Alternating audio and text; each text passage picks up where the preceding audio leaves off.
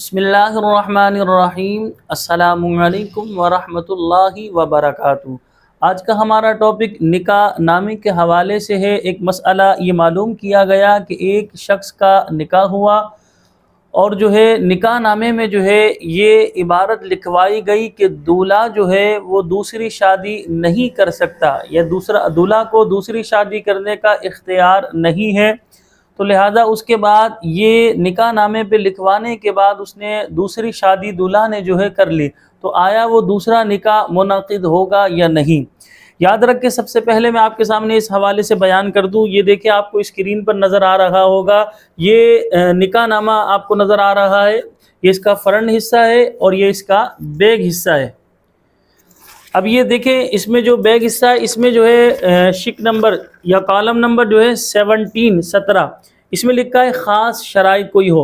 तो ये ख़ास शराइत के कॉलम में मुख्तलिफ़ चीज़ें लिखी जाती हैं, मसलन ज़मीन के बारे में, इसी तरह प्रॉपर्टी जायदाद के हवाले से, या कोई दूल्हा मकान दे रहा है या जेवरात दे रहा है, उसकी तफसील यहाँ लिखी जाती है।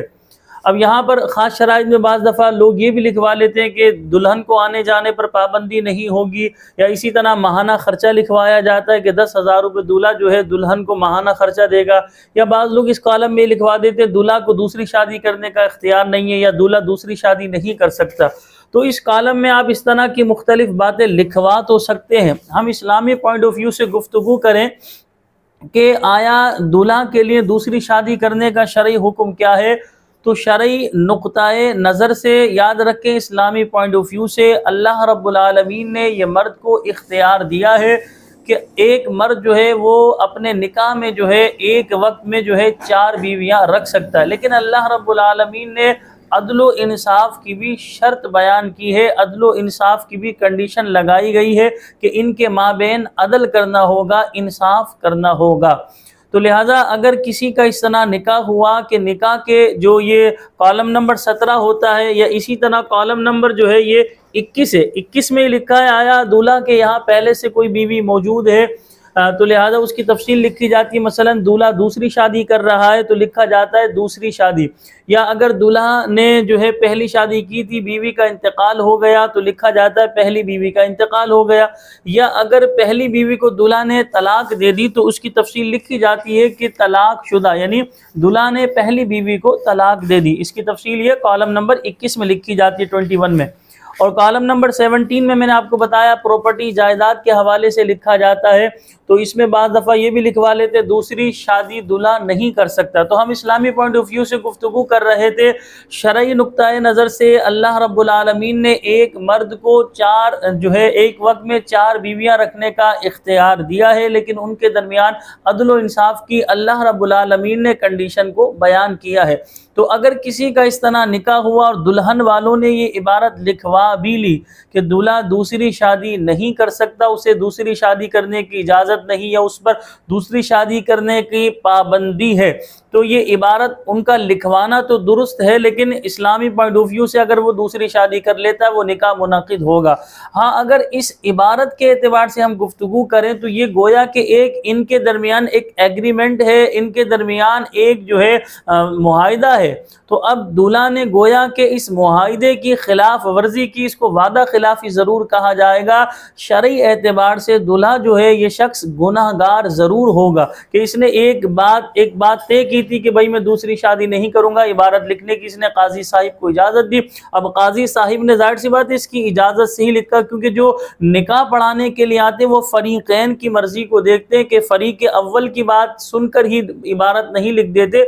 जब फ़रीक़ अव्वल कोई बात कहता है तो फ़रीक़ सानी से मालूम करते हैं कि ये फ़रीक़ अव्वल ये बात कह रहे हैं तो मैं ये लिख दूं। तो फ़रीक़ सानी जब यस में जवाब देते हैं तो लिहाजा वो इबारत लिखी जाती है। यानी आसान लफ्ज़ों में निकाह नामे में काजी साहिब की ये जिम्मेदारी होती है, फ़रीक़ैन के दरमियान जो रज़ामंदी है, जो फ़रीक़ैन के दरमियान बात तय पाई है, वही बेऐन ही वही बात लिख के ये काजी साहिब या निकाह पढ़ाने वाले की जिम्मेदारी होती है।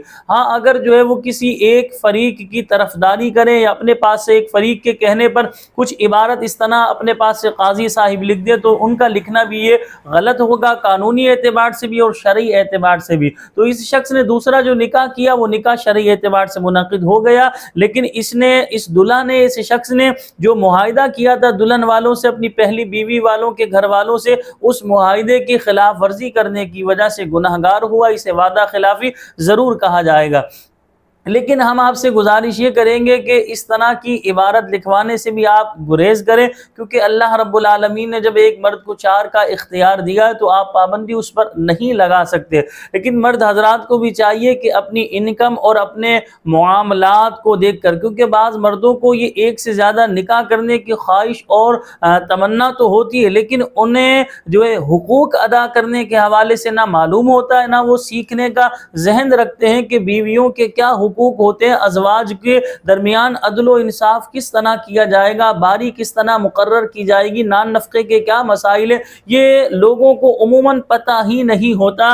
बस वो ये कहते हैं कि बाज़ लोग तो इस तरह बयान कर रहे होते हैं कि भाई एक शख्स ने 3 निकाह किए और जो है वो एक ही मंजिल में, एक ही बिल्डिंग में रखा हुआ है, पहली ग्राउंड फ्लोर पर पहली बीवी, इसी तरह फर्स्ट पर दूसरी और सेकंड पर जो है तीसरी, और वो इस तरह लोग बयान कर रहे होते मिसालें दे देकर दूसरों की। तो याद रखें जो ये शख्स जिंदगी गुजार रहा है इस पर कितनी ज्यादा दुश्वारियां आ रही होंगी या कितना ज्यादा मामलात को वो फेस कर रहा होगा, उस पर बीत रही है वही जानता है। बहरहाल हमारा असल जो मौजू था हमने आपके सामने बयान कर दिया कि निकाह नामे के कॉलम नंबर 17 में ये बात अगर आप लिखवा ली गई है कि दूल्हा को दूसरी शादी करने का इख्तियार नहीं है या दूल्हा दूसरी शादी नहीं कर सकता, तो ये लिखवाने के बावजूद भी दूल्हा जो है अगर शरई दूसरी निकाह करता है तो शरई एतबार से वो निकाह जो है बिल्कुल मुनाकिद होगा। ऐसा नहीं है कि वो निकाह हुआ ही नहीं, क्योंकि यहाँ उसने एग्रीमेंट किया हुआ था, वो निकाह शरई एतबार से हो जाएगा, लेकिन इस जो है एग्रीमेंट की या इस मुआहिदे की खिलाफ वर्जी करने की वजह से वो गुनाहगार होगा। यकीनन आज की वीडियो आपको बेहद पसंद आई होगी निकाह के मुतालिक, या इसी तरह दीनी कोई भी मसला आपको दरपेश हो तो नीचे कमेंट्स में आप हमसे मालूम कर सकते हैं। यहाँ मैं आपको ये भी बताता चलूँ अल्हम्दुलिल्लाह ऑल कराची निकाह पढ़ाने की हमारी सर्विस मौजूद है, ऑनलाइन निकाह की सर्विस भी मौजूद है। नीचे डिस्क्रिप्शन में जाकर जो है आप हमारा नंबर निकाल के व्हाट्सएप पे आप हमसे राब्ता कर सकते हैं। हमें अपनी दुआओं में याद रखिएगा। मिलते अगली वीडियो में, तब तक के लिए हमें इजाजत दीजिए। अल्लाह निगहबान। अस्सलामु अलैकुम व रहमतुल्लाहि व बरकातुहू।